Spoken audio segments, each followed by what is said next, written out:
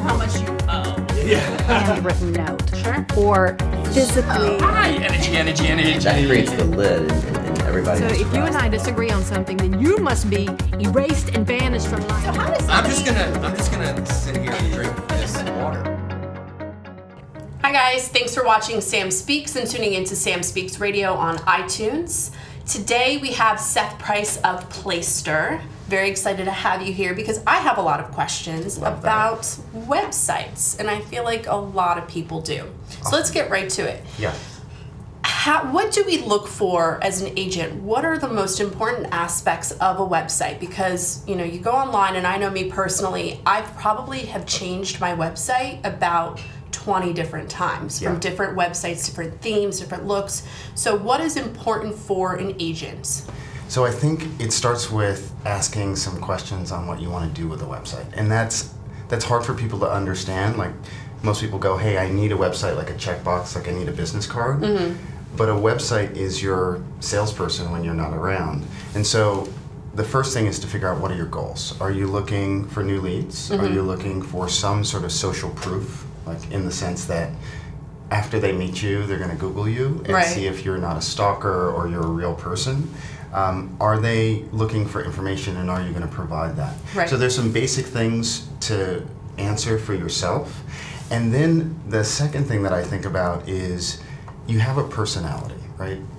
We connect with people. We don't make a decision based upon sort of random information. So we do a Google search for something. Let's say we're going to stay focused on real estate. We do a Google search for waterfront properties, and we've got a billion things to choose from. And what we're trying to figure out is when we see that website, can I trust it? Right. Do I have any emotional connection? So the first thing when you're looking to start a site is deciding whether this is a brochure, like just a simple pretty picture, right, or are you going to use this for converting in some way? Okay. And I would suggest using it to convert. Right, of course. But I feel like so many people do the opposite.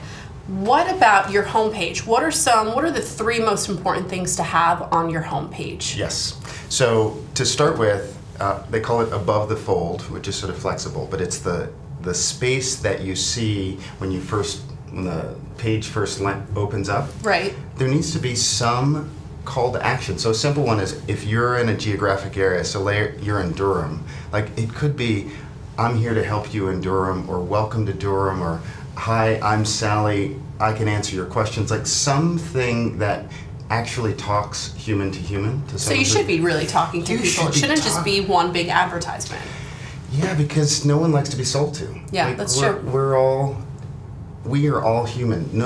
Everyone feels weird when a salesperson comes out and starts trying to pitch you on their thing. And the website is no different. It's a real representation of who you are. So that's the first part. Okay. You need some visual images. I would say one hero image. We process images 60,000 times faster than we do the written word. And that image should be super high quality. Don't take it on your iPhone. Pay for a professional photographer to take the photo, or buy stock. Right. So a hero image, just for people that don't know what a hero image is, what exactly is that? That is the money shot. You get to the site, it's the first photo that you see, and it better be so drop dead gorgeous that you really want to go there. Right. So it's when you go to a travel site and you see a picture of the beach, if it's a really good travel site, like afar.com, afar.com, you see that picture, you're like, oh, I want a vacation there. I do that all the time. I send that to my boyfriend. I'm like, we're going here, we're going there, and it's just a picture. That's a hero image. Yeah. And the difference between a good image and just an okay image is that it doesn't do anything for you emotionally. Right. And this is about an emotional connection, because everyone is about 5 seconds away from choosing an alternative to what you have to offer. Right. So that's number 2. Number 3 is some call to action right away. Okay. That should be above the fold, which is, what do you have to offer? It's not like, call me, that's not good enough, they don't know you yet. Right. Do you have the top 10 places to visit in the area that you're in? Something that they can take away for free in exchange for their contact information. Okay, so Top going 3 back things. Going back to number 2, let's say I don't have images, I don't have listings yet, I haven't sold anything. Yep. How should I go about getting those hero shots? You can buy them. Okay. Yeah, there are stock image companies. Getty is amazing. I mean, people complain about Getty because you have to pay them. Right, But we're in business, Yeah. right? If you want quality, you actually go and find the best image you can and you license it. It's Right. not, it gets more expensive if you have 10,000 visitors or 25,000 visitors a month, but I can almost guarantee that most agents are not going to have that. Right. So the price is going to be less. Spend $500 on the best image you can find. Right. That you really, like when you show it to people before you buy it, they're like, oh, that place, that's beautiful. Because you're never going to be able to take that yourself. So that's the easiest way to do it. You can just Google stock images or for your geographic location and all kinds of options will show up. Right. Okay. And when you have someone building out your site, Yep.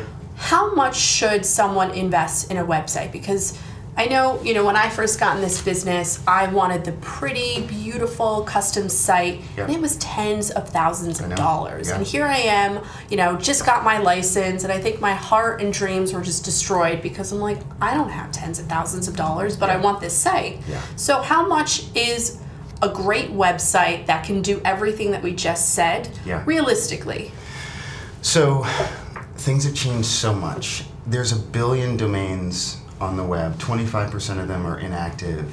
It's not so much about the website and all the bells and whistles. It's about the content on the website. So I don't want to sell what we do as a company short. We make it really easy to launch a website and very inexpensive. Sure. People get caught up in wanting to build the Taj Mahal. Right. When what they should focus on is creating content, and creating content meaning the words, Right.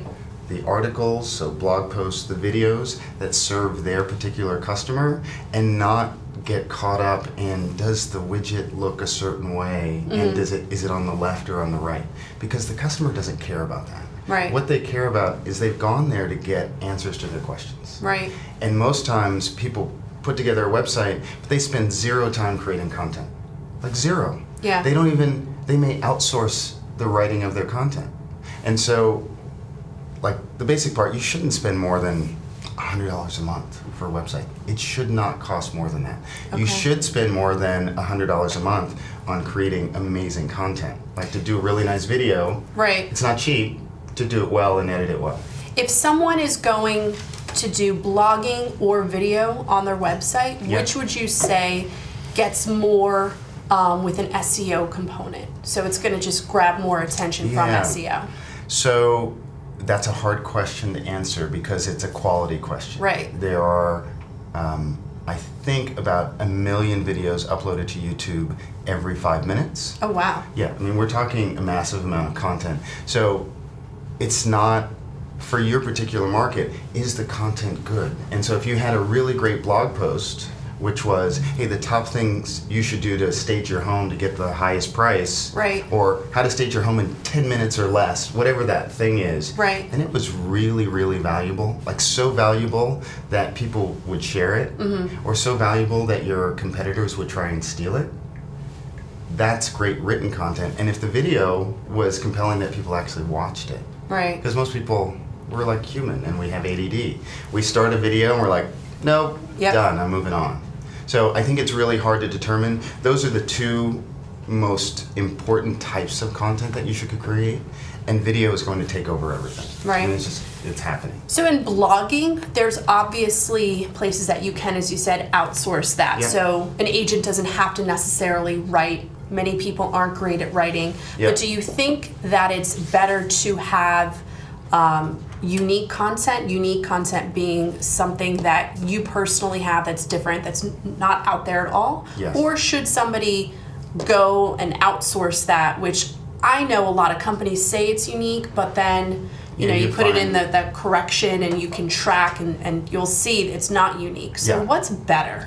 So content is really interesting because when you're creating it, or when you, well, let me backtrack. The first thing you should do, forget about outsourcing or insourcing, is you should determine what are the problems that your customers have. And so a really simple process is to make a list, like get a whole bunch of stickies and ask your team, what are the questions that we get asked for over and over and over again? Just start putting those on the wall. Right. What do they ask you? What do they ask the admin? What do they ask you when they're in the car? What are they so curious about that they have not found that answer on the web? Mm-hmm. That's the first content that you should create. Right. So figuring out what that question is. Now the challenge with that is if you try and outsource the answer to that, the answer is not going to be what you would say. And so there's a disconnect between your subject matter expertise and the content that's being created. So in many ways, I just answered that question. Right. Don't outsource it. Your knowledge is in your head, and I'm signing up to work with you Right. because you're special, and you have a perspective that's different than everybody else. Right. And if you just do cookie cutter content, I don't know that you're special. Right. It's And you just need to be the expert, so That's you right. need to create your brand of you. Yeah. How about the fact that there's so many sites out there? There's Realtor.com, there's Zillow, there's so many avenues and other sites that you can put listings on to get buyers from. Yeah. So when somebody has their own website, how do they drive traffic other than the content aspect? You know, you're putting your listings on there too, but when there's so many other places to be essentially looking for buyers and sellers, how else can I get my website out there? Yep. So I'd say there's a few different drivers that work. So clearly all of the major portals are really important. If you're not on Zillow and you're not on Realtor and you're not on Trulia, you're missing out on where consumers are going, at least at one part of their journey. You should have customer reviews on there so they know that you're trustworthy and other people trust you. Right. You And that's should- unique content too. That's unique. And There you go. and then you should link to your website. You really need to create content. There's two ways. You create some form of content or you buy traffic Right. in the form of advertising it. And the creation of content is really around serving your community. You can do the written and the video content that we talked about. You can guest post. So all that means is if you wrote for your local newspaper about, housing Right. or gardening or whatever was your expertise, people are going to read that, and that connects people. They're going to want to know who you are and what you Right.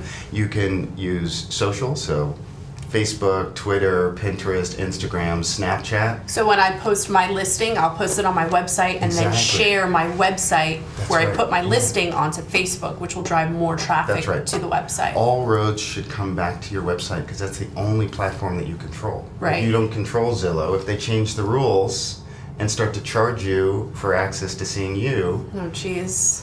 they do that on Facebook. They're going to do it on Snapchat very Right. soon. Right now it's free. They're now instituting, Facebook Live. They're going Yep. to do ads in the middle of that. So So we have to optimize our websites That's as much it. as possible. Without a doubt. So the Without main a- message here, get your website in order, get it perfected, and make sure all roads lead to your website, Correct. which will lead to you. That's Seth, right. thank you so much. I My feel like pleasure. I've learned so much Awesome. today. I mean, I again was that person paying tens of thousands of dollars, Yeah. switching it a million times, and now it's simplified. That's awesome. Thanks Thank so you. much. My pleasure. And thanks, guys, for tuning into Sam Speaks. Again, make sure to download the podcast on iTunes, Sam Speaks Radio, and check us out every single week.